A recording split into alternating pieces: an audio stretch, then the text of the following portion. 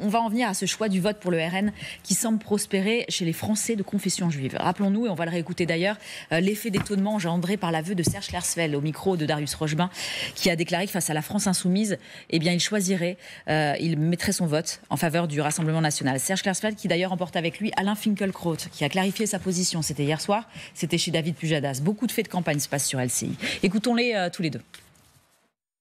Si par exemple, demain, je devais choisir entre Émeric Caron ou Thomas Porte ou David Guiraud d'un côté et Louis Alliot de l'autre, je choisirais Louis Alliot parce que le communautariste, l'antisémite, l'anti-laïque et l'anti-républicain, ce n'est pas lui. Mais pour moi, ce serait terrible, ce serait un véritable cauchemar, parce que je reste un adversaire résolu du Rassemblement national. Je n'aurai pas d'hésitation, je voterai pour le Rassemblement national.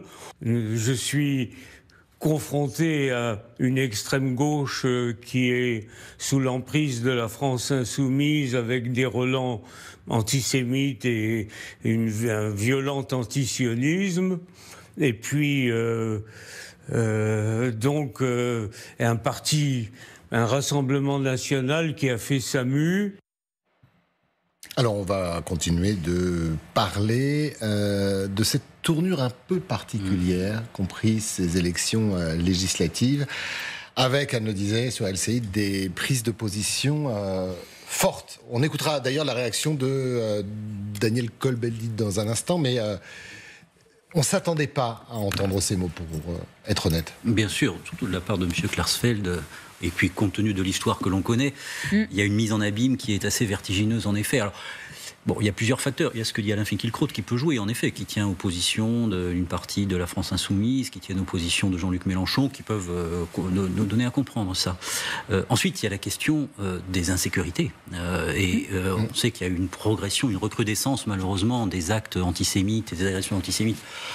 Depuis le début de cette année, 366, je crois, plus 300% par rapport à l'année dernière. Donc on a aussi une partie des électeurs qui peuvent avoir éprouvé un besoin d'ordre et de sécurité qui peut jouer. Enfin, voilà. Et puis, troisième élément, qui est peut-être plus marginal, il y a aussi une partie des électeurs Zemmour qui sont de confession juive et qui peuvent apporter... Donc on est sur une galaxie renouvelée, qui est bien, je crois que le premier aspect qu'évoque Alain Finkielkraut est probablement le plus déterminant, qui fait qu'aujourd'hui, les cartes sont totalement brouillées, et en effet, on a des électeurs de confessions variées qui peuvent orienter leur suffrage de manière totalement inattendue par rapport à ce qu'on a connu jusqu'ici. Voilà. Ça n'est pas le cas. Alors, pour être honnête, les données d'opinion n'existent pas concernant le vote des électeurs de confession juive pour des raisons extrêmement techniques en réalité. C'est-à-dire qu'au sein d'un échantillon de 1000 personnes, la population à interroger n'est pas suffisante. En revanche, on a des données de manière assez régulière sur le vote des électeurs de confession musulmane. Plus de 60% d'entre eux déclarent avoir voté pour Jean-Luc Mélenchon lors de la dernière élection présidentielle. Donc là, on a une polarité assez simple. Voilà. En revanche, et on le voit à travers ces déclarations, on a aujourd'hui, concernant prise de position notamment de personnalités qui comptent et qui ont compté et qui comptent aujourd'hui toujours énormément, qui en effet sont aux antipodes de ce qu'on a pu connaître jusqu'ici. Benjamin Morel, c'est vrai que ce soit Serge Klarsfeld ou Alain Finkielkraut, il pointe du doigt aussi cette insécurité ambiante en France. Et c'est très intéressant. Il y a le Figaro qui a recueilli la parole de ces électeurs qui choisiraient davantage le Rassemblement national, ces Français de confession juive. Et tous brandissent l'insécurité, mais tous disent aussi autre chose. Il y a certaines idées reçues, comme quoi, et je vous en cite un qui est David, qui est un entrepreneur de 27 ans, qui nous dit visiblement que l'antisémitisme c'est aujourd'hui présent davantage dans les populations immigrées. Voici ce qu'il pense. La lutte contre l'immigration est donc mécaniquement indispensable. Ça, c'est vraiment la majorité de ces électeurs qui ont été interrogés par le Figaro. Il y a deux phénomènes. D'abord, si vous prenez les actes antisémites qui ont été les plus médiatisés, et pour certains les plus dramatiques, je pense notamment aux tueries, aux fusillades, ça vient pas de l'extrême droite. Ce qui ne signifie pas qu'il n'y a pas un antisémitisme d'extrême droite qui continue à exister et qui fait des victimes. Mais néanmoins, les éléments les plus marquants qui ont traumatisé la communauté juive, sont des attentats antisémites qui viennent en effet de l'islamisme. De l'autre côté, souvenez-vous également la marche contre l'antisémitisme à l'initiative de Yael Braun-Pivet et de Gérard Larcher il y a quelques mois. Le RN n'y est pas malvenu. Une partie de la gauche, notamment la France insoumise, n'y est pas. et n'y apparaît pas comme étant bienvenue selon les organisateurs. Tout ça marque évidemment une évolution de la perception du danger pour la communauté juive. Ça ne signifie pas qu'il n'y a pas, encore une fois, une menace qui viendrait de la vieille extrême droite. Ça signifie simplement que cette menace-là, aujourd'hui, apparaît moins prégnante, apparaît moins, je dirais, ingérable que peut l'être celle de l'islam politique. Donc aujourd'hui, quand vous avez des candidats du Nouveau Front Populaire, de la France Insoumise, qui ont des propos ambigus, pour le moins, sur le 7 octobre, vous réactivez cette crainte-là, et dans l'opposition qui peut exister aujourd'hui avec le Rassemblement national, pour la communauté juive, il y a le sentiment que d'un côté, il y a une ambiguïté qui est une ambiguïté mortifère, et que de l'autre, il y a un parti qui certes a des origines problématiques, mais qui donne des gages depuis quelques années d'un discours à la fois qui n'est pas un discours antisémite et qui se veut de plus en plus pro-républicain.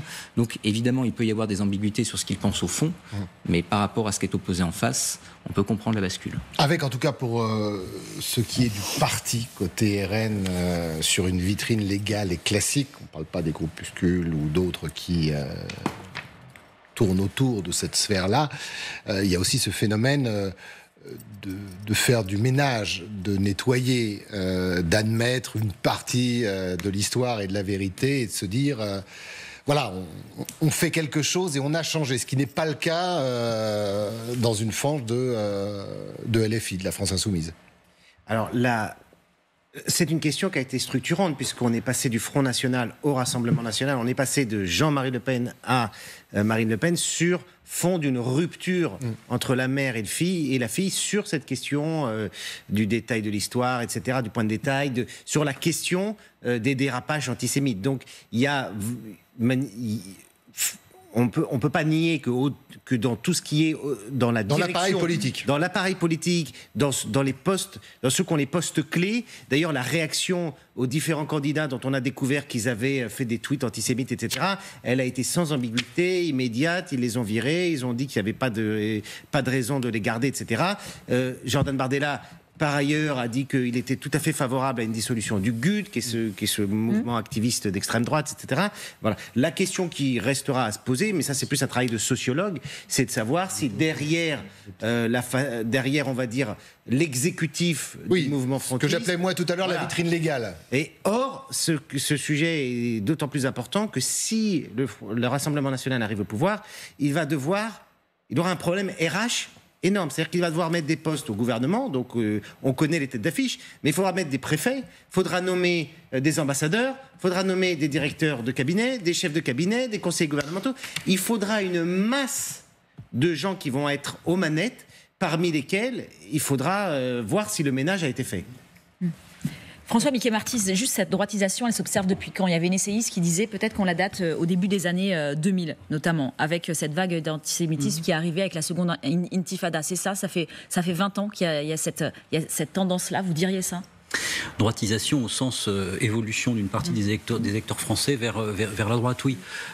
Il y a une évolution, il y a deux choses, je crois. Il y a une évolution sur toute la thématique qui est apparue en effet au début des années 2000, sur tout ce qui est ordre, insécurité. Voilà. Ouais. Et cette thématique-là, elle est toujours présente. Ça fait d'ailleurs écho, ce sont à la fois des réalités perçues et aussi des imaginaires du chaos. Ça a commencé en effet en 2002 et puis ça s'est progressivement diffusé. Alors il y a des hauts débats et des épisodes multiples, etc. Bon, voilà. L'idée aussi selon laquelle dans ce pays on manque d'autorité et selon laquelle les difficultés économiques procèdent en réalité de difficultés de société. Ce qui est souvent la vision inverse à celle que propose une partie des dirigeants politiques. Autrement dit, c'est parce que notre société ne fonctionne pas avec suffisamment d'ordre, d'autorité, de respect, etc., que les entreprises, le dynamisme économique, les institutions, l'éducation nationale ont du mal à fonctionner. Donc il y a une dénonciation, au fond, de pathologies de société qui ont fonctionné. Et puis...